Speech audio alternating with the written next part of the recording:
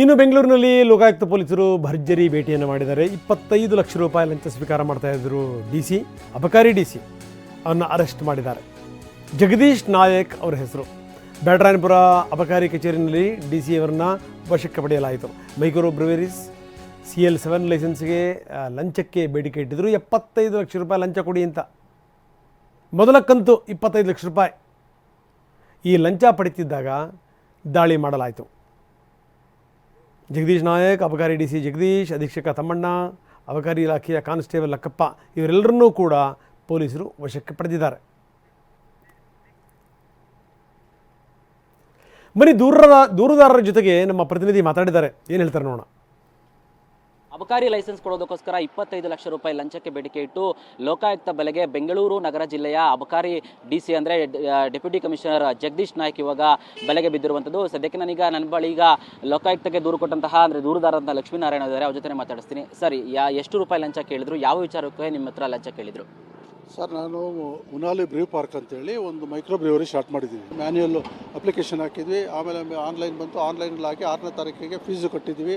14,66,250 ರೂಪಾಯಿ ಫೀಸು ಕಟ್ಟಿದ್ವಿ. ಅದಾದಮೇಲೆ ಮಾತಾಡಿದ್ರ ಇವರಿಗೆ, ಡಿ ಸಿಗೆ ಮಾತಾಡಿದ್ರೆ ಇವರಿಗೆ ಅಂತ ಹೋಗಿ ಮಾತಾಡಿದ್ರು ಅವರು. ಮೈಕ್ರೋ ಬ್ರೀವರಿಗೆ 80 ಲಕ್ಷ ಹೇಳ್ತಾರೆ, CL7ಗೆ. ಮೈಕ್ರೋ ಬ್ರೀವರಿಗೆ 1.5 ಕೋಟಿ ಹೇಳ್ತಾರೆ. ಅದೆಲ್ಲ ಎರಡೂ ಸೇರಿ 2.30 ಆಗಿ 5 ಲಕ್ಷ ಏನು ಅವ್ರ ಮನೆಯದು ಇದು ಕೊಟ್ಟಂಗೆ 5 ಲಕ್ಷ ಕಮ್ಮಿ ಮಾಡ್ಕೊಳ್ಳಿ ಅಂತೇಳಿ 2,25 ಲಕ್ಷಕ್ಕೆ ಅವರು ಬರ್ತಾರೆ. 2,20,000. ಈಗ ಎಷ್ಟು ಪೇಮೆಂಟ್ ಮಾಡಬೇಕು ಅಂದರೆ 50 ಲಕ್ಷ ಕೊಡಿ ಅಂತಾರೆ. 50 ಲಕ್ಷನ ಅಷ್ಟು ಬ್ಲ್ಯಾಕ್ ಮನಿ ಅಮೌಂಟು ಉಣ್ಸೋಕ್ಕಾಗಿದೆ. ಇವತ್ತು 25 ಲಕ್ಷ ನನ್ನ ಸ್ನೇಹಿತರ ಹತ್ರ ಎಲ್ಲ ತೊಗೊಂಡು ಕೈ ಸಾಲ ತೊಗೊಂಡು ನಮ್ಮ ಬ್ಯಾಂಕಲ್ಲಿ ಡ್ರಾ ಮಾಡಿ ತಂದು ಇವ್ರು ಕೊಟ್ಟು ಇವತ್ತು ಡ್ರಾಪ್ ಮಾಡಿದ್ವಿ. ಓಕೆ, ಎಷ್ಟು ದಿನ ಆಯಿತು ಸರ್ ನೀವು ಅಪ್ಲೈ ಮಾಡಿ? ಮತ್ತು ಎಷ್ಟು ದಿನದಿಂದ ನಿಮ್ಮನವರು ಈ ರೀತಿ ಅಲಿಸ್ತಾ ಇದ್ದಾರೆ? ಸರ್, ನಾನು ಇಲ್ಲಿ ಅಪ್ಲೈ ಮಾಡಿ ಮ್ಯಾನ್ಯುಯಲ್ ಅಪ್ಲೈ ಮಾಡಿ 6 ತಿಂಗಳಾಯಿತು. ಈಗ ಆನ್ಲೈನ್ ಆಗಿದೆ. ಈಗ 6ನೇ ತಾರೀಕು ನಾನು ಆನ್ಲೈನ್ ಪೇಮೆಂಟ್ ಮಾಡಿದ್ದೀನಿ. ಡಾಕ್ಯುಮೆಂಟ್ ಎಲ್ಲ ಕೊಟ್ಟು ಅಪ್ಲೋಡ್ ಮಾಡಿದ್ದಾರೆ. ಅದನ್ನು ಕಳಿಸಿ ಇಷ್ಟೊತ್ತಿಗೆ ನನಗೆ ಲೈಸೆನ್ಸ್ ಬರಬೇಕಾಯ್ತು. ಥ್ರೂ ಅರ್ಬನ್ ಡಿ ಸಿ ಹೋಗುತ್ತೆ. ಅರ್ಬನ್ ಡಿ ಸಿಯಿಂದ ಕಮಿಷನರ್ಗೆ ಹೋಗಿ ಅದು ಬರಬೇಕಾಯ್ತು. ಅದು ಅವ್ರೇನು ಇದು ಮಾಡಿದೆ, ಲಂಚ ಕೊಡ್ದೇ ಮುಂದಕ್ಕೆ ಹೋಗಲ್ಲ ಅನ್ನೋದು ಗೊತ್ತಾಯಿತು. ಇನ್ನೇನು ಮಾಡ್ತಾರೆ, ಹೋಗಿ ಡಿ ಸಿ ಹತ್ರ ಮಾಡಿದ್ರೆ ಅವ್ರು ಡೈರೆಕ್ಟಾಗಿ ಕೇಳಿದ್ರು 80 ಲಕ್ಷ ಆಗುತ್ತೆ. ಅಲ್ಲಿ ಸೂಪರ್ಡೆಂಟ್ ಒಬ್ಬ ಇದ್ದಾನೆ, ಅವನು ಅಲಲ್ ಖೋರ. ಅವನು ಯಾವ ಲೆವೆಲ್ಗೆ ಅಂದರೆ ಡಿ ಸಿನೂ ಏನಿಲ್ಲ, ಡಿ ಸಿ ಸುಮ್ಮನೆ ಕುಂತಿದ್ದು ಇವನ್ನೆಲ್ಲ ಮಾತಾಡ್ತಾನೆ. ಅವ್ರು ಇದು ಕೊಡಬೇಕು, ನೀವು CM ಇದಾದರೂ ಇನ್ಫ್ಲೂಯೆನ್ಸ್ ತಂದರೂ ಅಷ್ಟೇ, ಈ ಇನ್ಫ್ಲೂಯೆನ್ಸು ತಂದರೂ ಅಷ್ಟೇ, ಪ್ರೈಮ್ ಮಿನಿಸ್ಟರ್ ಇನ್ಫ್ಲೂಯೆನ್ಸು ತಂದರೂ ಅಷ್ಟೇ. ಆಮೇಲೆ ನಮ್ಮ ಕರೀತಾರೆ, ನಾವು ಕ್ಲಿಯರ್ ಮಾಡಬೇಕು ಆಮೇಲೆ ಅಂತ. ಇಲ್ಲ, ಯಾರ್ಯಾರು ನಿಮ್ಮ ಬಳಿ ಲಂಚ ಕೇಳಿದ್ರು? ಈಗ ಎಷ್ಟು ಜನ ಸಿಗ್ಬಿದ್ದಿದ್ದಾರೆ?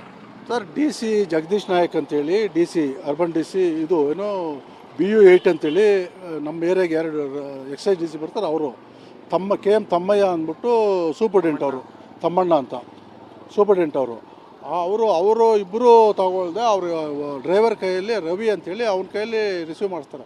ಅವನು ಎತ್ಕೊಂಡು ಇಲ್ಲಿ ಓಡೋಗ್ತಿದ್ದ. ಹೋಗಿ ಹಿಡ್ಕೊಂಬಂದ್ರು ಲೋಕಾಯುಕ್ತರು. ಈಗ 3 ಜನದ ಮೇಲೆ, ಇಬ್ಬರ ಮೇಲೆ FIR ಆಗಿತ್ತು. ಅವ್ರಿಗೆ ಗೊತ್ತಿರಲಿಲ್ಲ.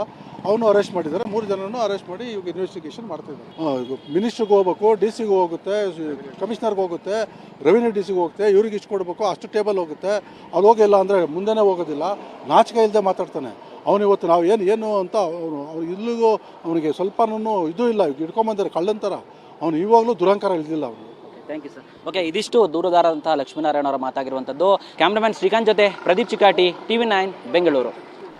ಮೊನ್ನೆ ಮಹಿಳಾ ಅಧಿಕಾರಿಗೆ ಒಬ್ಬ ರೌಡಿ ರಾಜಕಾರಣಿ ಯಾವ ರೀತಿ ಧಮಕಿ ಹಾಕ್ತಾ ಏನು ಈಗ ತಲೆಮರೆಸ್ಕೊಂಡಿದ್ದಾನೆ ಅದೆಲ್ಲದೂ ಗೊತ್ತಿರುವಂಥ ಸಂಗತಿ. ಬರೀ ಇಷ್ಟು ಮಾತ್ರ ಅಲ್ಲ, CM ತವರು ಕ್ಷೇತ್ರದಲ್ಲೂ ಕೂಡ ಮಹಿಳಾ ಅಧಿಕಾರಿಗೆ ಧಮಕಿ ಹಾಕಲಾಗಿದೆ. ಭಾಳ ಲೇಟಾಗಿ ಗೊತ್ತಾಗಿರುವಂಥ ಸಂಗತಿ ಇದು.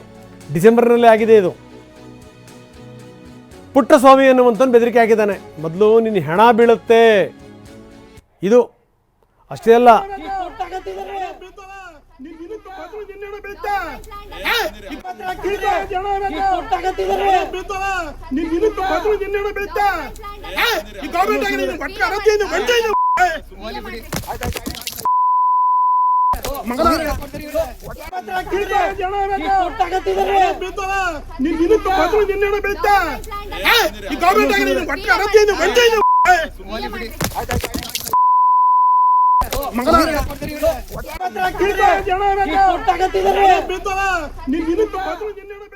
ಗ್ರೇಟ್.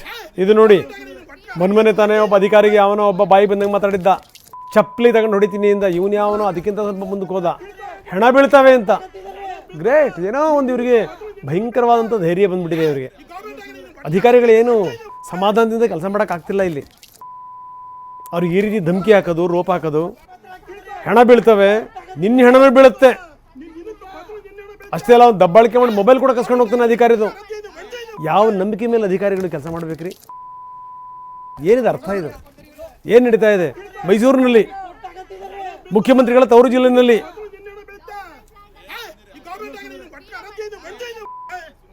ಈಗ ಇದಕ್ಕೆ ಸಂಬಂಧಪಟ್ಟಂಗೆ ವಿಡಿಯೋ ಹೊರಗಡೆ ಬಂದಿದೆ. ಈಗ FIR ಕೂಡ ದಾಖಲಾಗಿದೆ. ಅದೇನಪ್ಪ ಅಂದರೆ ಕರ್ತವ್ಯಕ್ಕೆ ಅಡ್ಡಿ ಮಾಡಿದ್ರು ಅನ್ನೋದ್ರ ಮೇಲೆ FIR. ಹೆಣ ಬೀಳ್ತವೆ ಅನ್ನೋಷ್ಟರ ಮಟ್ಟಿಗೆ ಹೋಗ್ತಾನೆ ಅಂತಂತಂದರೆ ಲೆಕ್ಕ ಹಾಕೊಳ್ಳಿ. ಇವರು ಯಾರು ಹೇಳೋರು ಕೇಳೋರಿಲ್ಲ. ಇವ್ರಿಗೆ ಹಿಂದೆ ಬೆಂಬಲ ಇಲ್ದನೇ ಈ ರೀತಿ ಮಾತಾಡೋಕ್ಕೆ ಸಾಧ್ಯನಾ? ದೊಡ್ಡದಾಗಿ ಮಾತಾಡ್ತೀವಿ, ಹೆಣ್ಮಕ್ಳುಗಳಿಗೆ ಶಕ್ತಿ ಬೇಕು, ಸಾಮರ್ಥ್ಯ ಬೇಕು, ಅವ್ರನ್ನ ಈ ಶಕ್ತಿ ಸಾಮರ್ಥ್ಯ ಕೊಡಲಿಕ್ಕೋಸ್ಕರ ನಾವು ಶಕ್ತಿ ಯೋಜನೆ ತಂದಿರೋದು, ಲಕ್ಷ್ಮಿ ಯೋಜನೆ ತಂದಿರೋದು. ಇದು ಧಮಕಿ ಭಾಗ್ಯ. ಯಾರು ಏನು ಬೇಕಾದರೂ ಬೈರಿ ಮಹಿಳಾ ಅಧಿಕಾರಿಗಳಿಗೆ. ಅಧಿಕಾರಿಗಳು ನಿಶ್ಚಿಂತೆ ಕೆಲಸ ಮಾಡೋಂಗಿಲ್ಲ. ಅಂಥ ಒಂದು ಸ್ಥಿತಿ. ಇದನ್ನು ವ್ಯವಸ್ಥೆ ಅಂತಾರ. ಎಲ್ಲರನ್ನೂ ಸಾಲಕ್ಕೆ ನಿಲ್ಲಿಸಿ ಕ್ರಮ ಜರುಗಿಸಬೇಕು.